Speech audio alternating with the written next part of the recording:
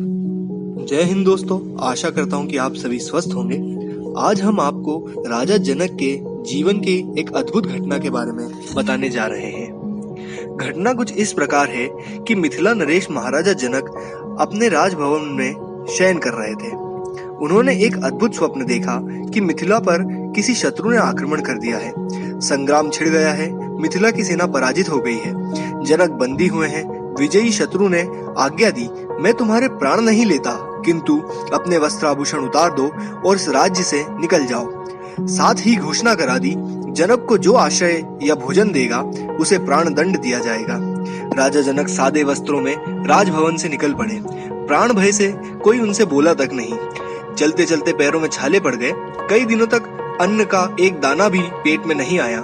जनक अब राजा नहीं थे। बिखरे केश, धूल से भरा शरीर, भूख से अत्यंत व्याकुल जनक एक भिक्षुक जैसे लग रहे थे। राज्य से बाहर एक नगर मिला। पता लगा कि वहां कोई अन्न क्षेत्र है और उसमें भूखों को खिचड़ी दी जाती है। बड़ी आशा से जनक वहां पहुंचे, किंतु खिचड़ी बढ़ चुकी थी। बांटने वाला द्वार बंद करने जा रहा था। भूख से चक्कर खाकर जनक बैठ गए और उनकी आंखों से आंसू बहने लगे। अन्न बांटने वाले कर्मचारी को उनकी दशा पर दया आ गई। उसने कहा, खिचड़ी तो नहीं है, किंतु बर्तन में खुरचन लगी है। तुम कहो तो वह तुम्हें दे दूं। उसमें जलने की गंध भी आ रही है। जनक को तो वही वरदान जान पड़ा। उन्होंने दोनों हाथ फैला दिए। कर्मचारी ने जली हुई खिचड़ी की खुरचन उनके हाथ पर रख दी। तभी एक चील ने उनके हाथ पर झपट्टा मार दिया। मारे व्यथा के जनक चिल्ला पड़े। यह तो स्वप्न था, किंतु निद्रा में जनक सचमुच चिल्ला रहे थे। रानियां, सेवक, सेविकाएं दौड़ आए।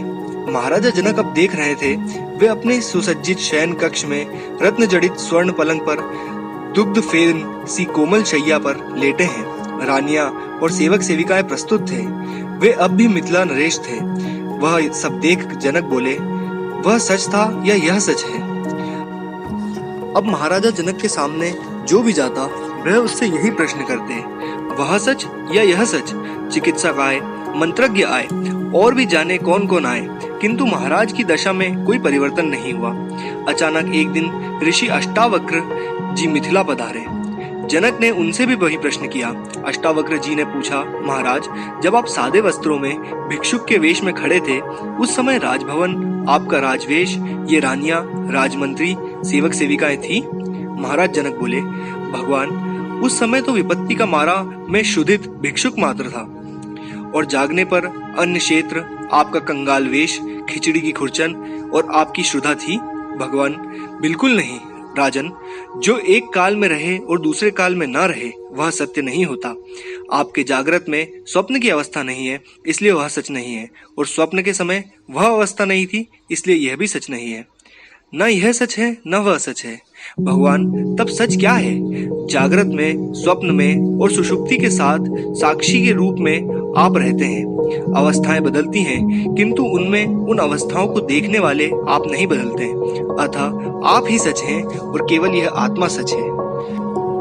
आशा करता हूँ दोस्तों कि आपको राजा जनक के जीवन से जुड़ी हुई यह कथा अवश्य ही पसंद आई होगी। राजा जनक और मुनि अष्टावक्र जी से जुड़ी हुई और पौराणिक कथाओं को जानने के लिए हमारे चैनल को अवश्य सब्सक्राइब करें और वीडियो को अधिक से अधिक लाइक और शेयर कीजिए। धन्यवाद।